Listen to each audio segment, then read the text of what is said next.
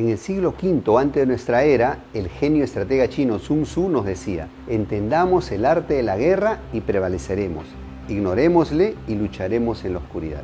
Hoy, 25 siglos después, asistimos a una guerra en Ucrania donde pareciera que Rusia y su líder han provocado una guerra a lo loco, demencial, abusiva, con el pretexto de evitar armas nucleares. ¿Será cierto esto? ¿Será Putin el nuevo Kennedy o el nuevo Hitler del siglo XXI? Quédate y te cuento más.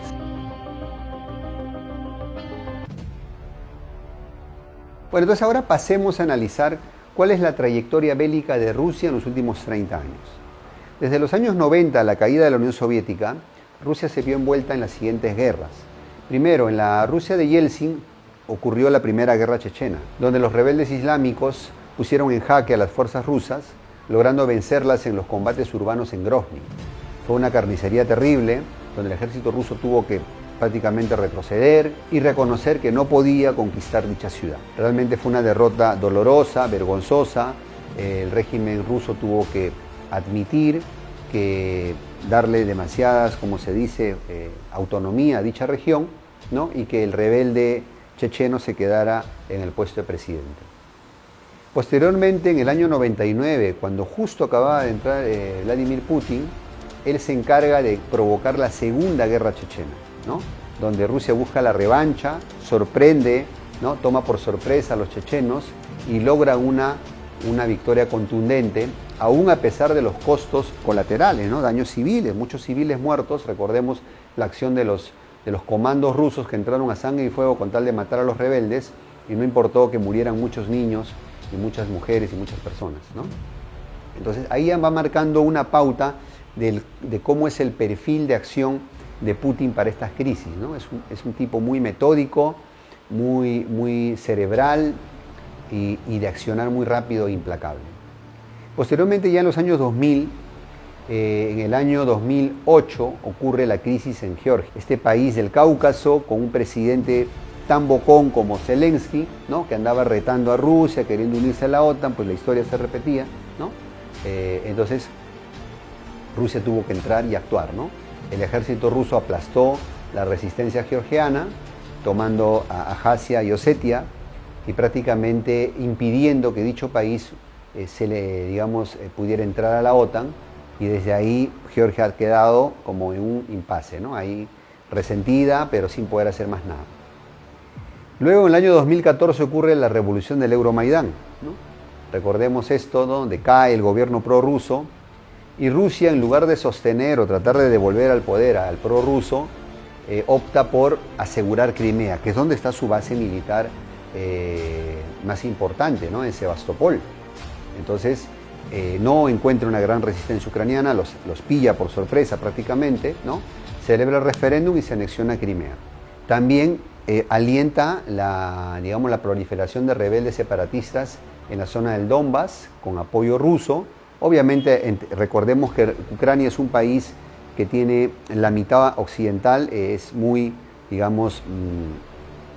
católica, o de profesión más occidental, de idioma ucraniano, etcétera, y la mitad oriental es más prorrusa, hablan idioma ruso, son más cristianos ortodoxos, etcétera. Entonces, estas zonas justamente son muy afines a esos intereses, ¿no?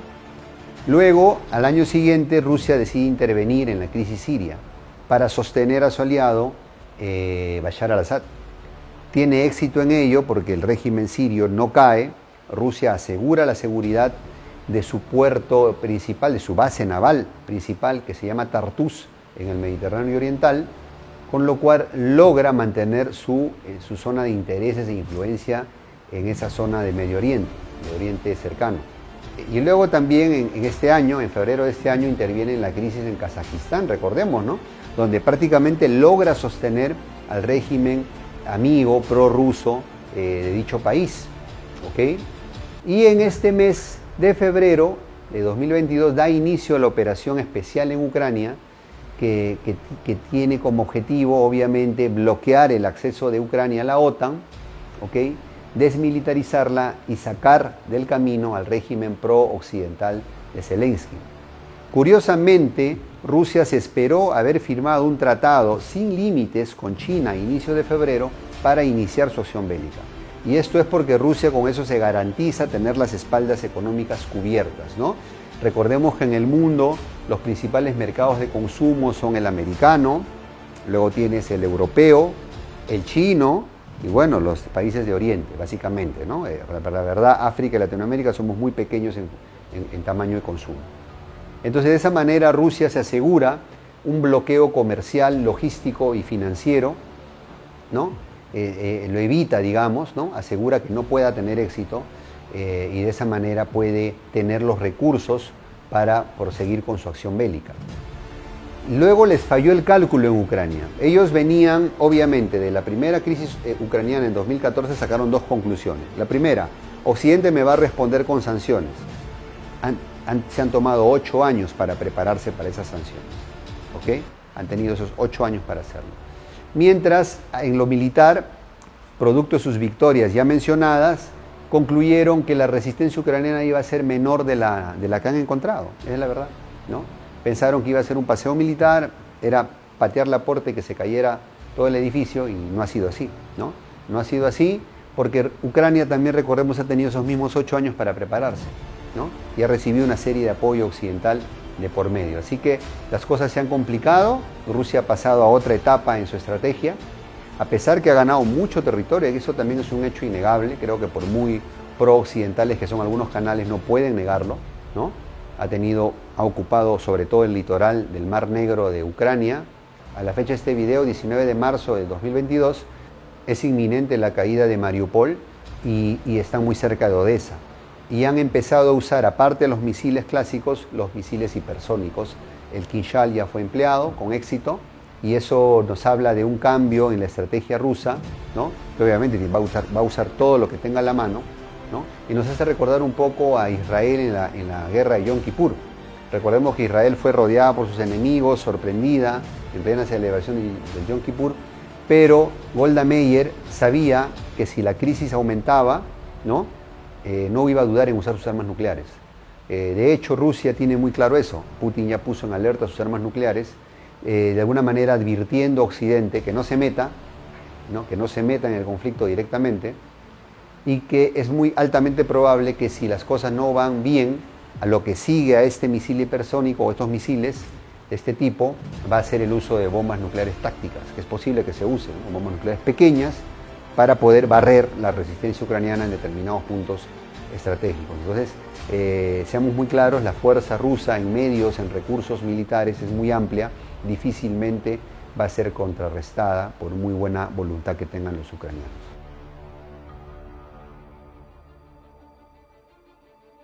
Y el bloque occidental, ¿qué trayectoria bélica ha tenido en estos 30 años? Seamos claros, esta guerra no es una guerra ruso-ucraniana, esta guerra es una guerra ruso-americana, la enésima guerra ruso-americana, esa es la verdad, ¿ok?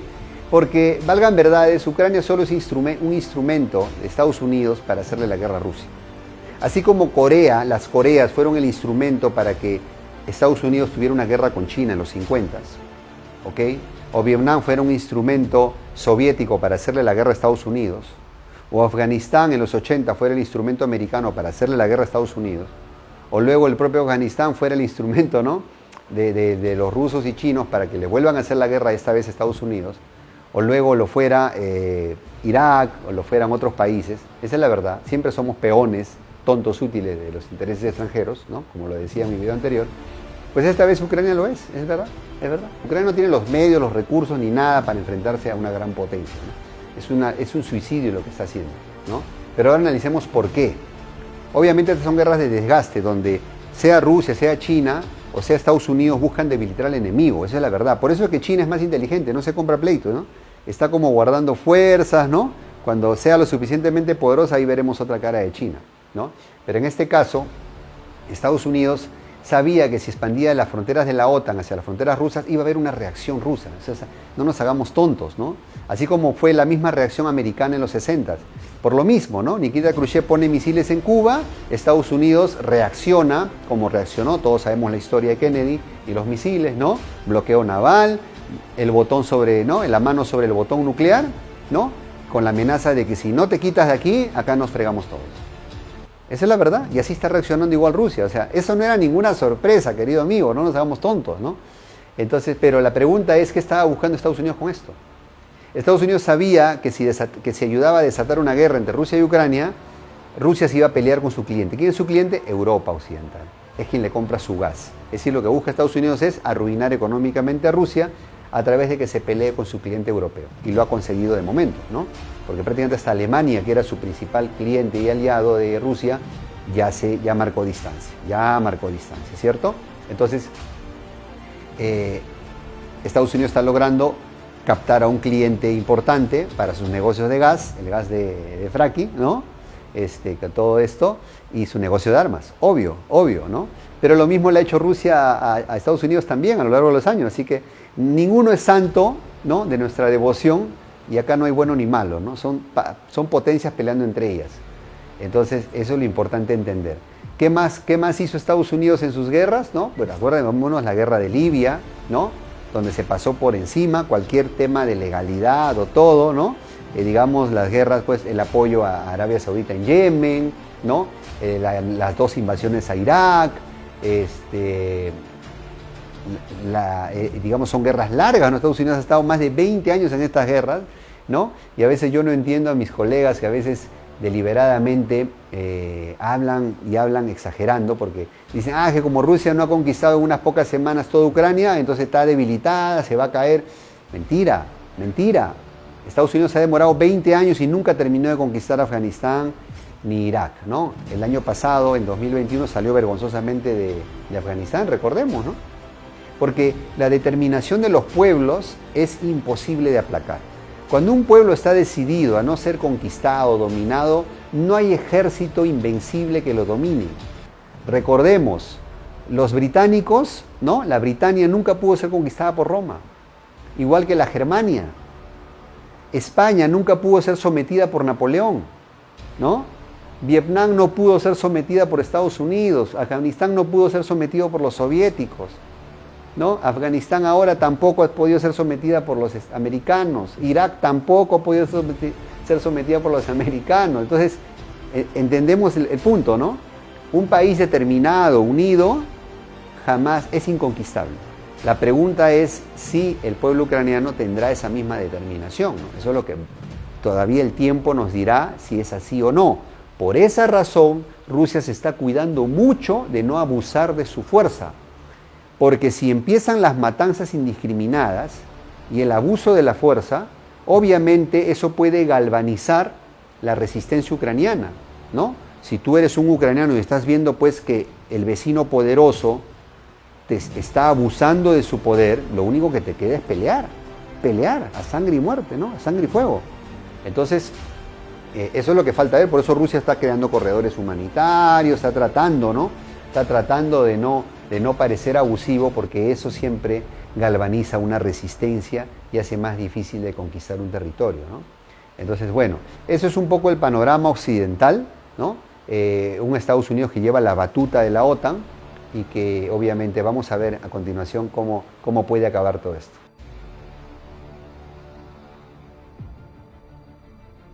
Bueno, y entonces, ¿será Putin un nuevo Kennedy o un nuevo Hitler del siglo XXI? ¿Por qué decimos Kennedy? Porque al igual que Kennedy en los 60s hizo todo lo que tenía que hacer para impedir que los misiles soviéticos se quedaran en Cuba, pues Putin está haciendo todo lo que tiene que hacer para impedir que los misiles de la OTAN lleguen a sus fronteras en Ucrania, ¿no? Obvio. En ese sentido hay un cierto paralelismo histórico.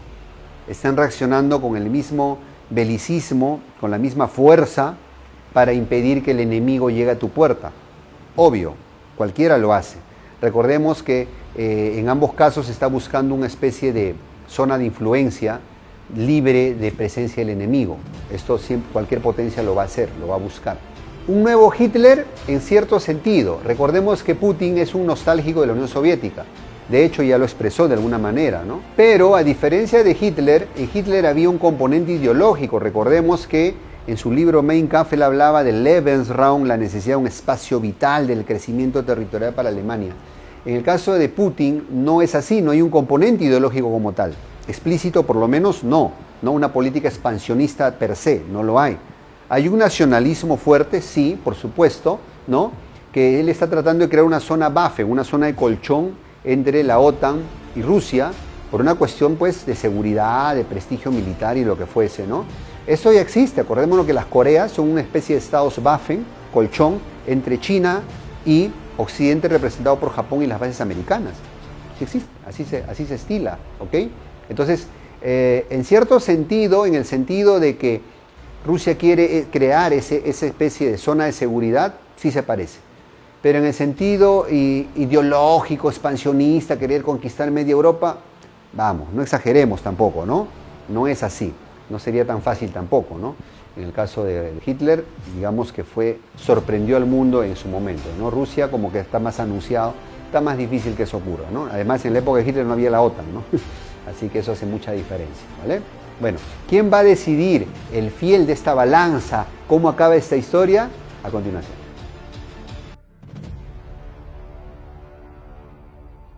Y así llegamos al gran actor que puede inclinar la balanza en un lado u otro, que no es más que nuestros amigos chinos, ¿no? La China comunista.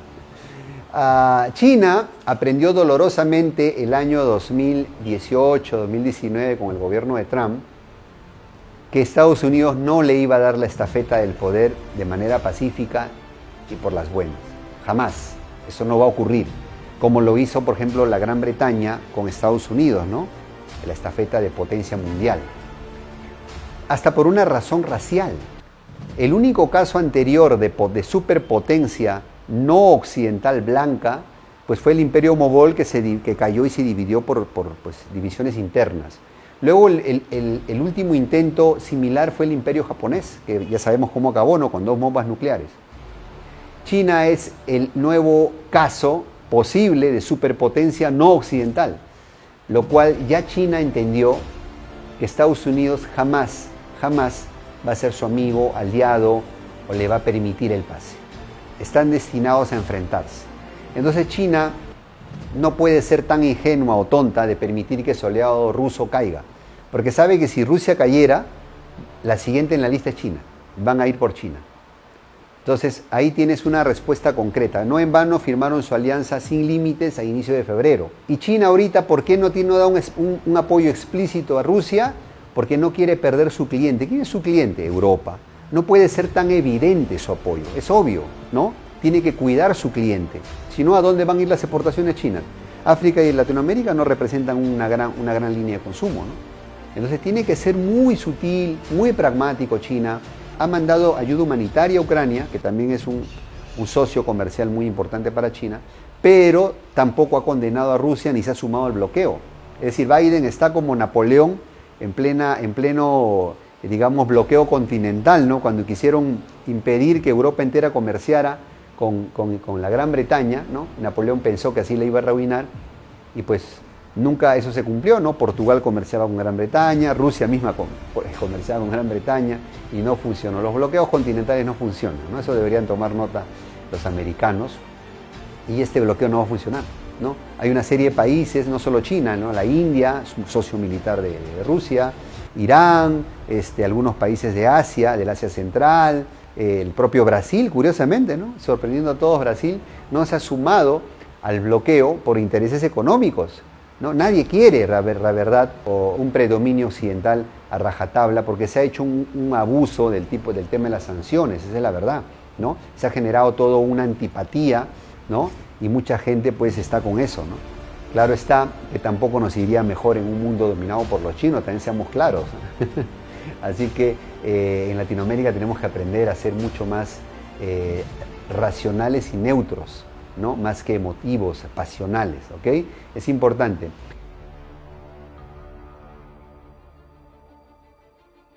Entonces, querido amigo, a la pregunta, ¿será Putin más un Kennedy o un Hitler del siglo XXI? Yo creo que al final va a terminar siendo más un Churchill del siglo XXI. Porque al igual que Churchill ayudó a derrotar a la Alemania nazi, a su enemigo, pero luego perdió las elecciones y perdió su puesto, es posible que Putin gane esta guerra, ¿sí?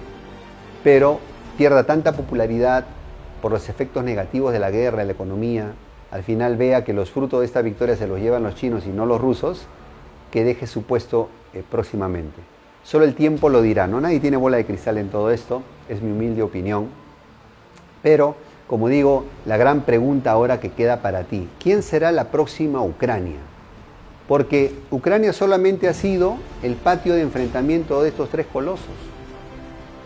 ¿Qué país cometerá la torpeza de comprarse el pleito ajeno que no le corresponde? Ojalá que no sea un país latinoamericano, ojalá que no veamos una guerra Venezuela-Colombia, qué sé yo, o algo similar, ojalá, ¿no? Porque en Latinoamérica tenemos siempre ese complejo de plebeyo, de esclavo, ¿no? De dando la vida por el amo, en lugar de pensar siempre en nosotros, en nuestra unidad. Construyamos esa patria grande con unidad, con respeto entre nosotros. Aprendamos a no insultarnos, a no burlarnos entre nosotros, al contrario, destacar lo bueno de tu vecino, ¿no? Y encontrar puntos de coincidencia para crear una nacionalidad juntos, para volver a ser grandes, querido hermano, ¿ok? Se puede. Podemos tener iniciativas de emprendedurismo, de industria, de sellos de calidad. Exportemos juntos como hermanos, mostremos nuestra calidad al mundo y no nos compremos el pleito ajeno, querido amigo. No hay buenos ni malos. Acá veamos por nuestros intereses como latinos, ¿ok? Saquemos provecho de esta situación, vendámosle a uno y al otro y aprovechemos el buen momento de los precios de materias primas. Dejemos de ser tan tontos como siempre. Te mando un gran abrazo, unida siempre, hermano. Hasta el próximo video. Gracias.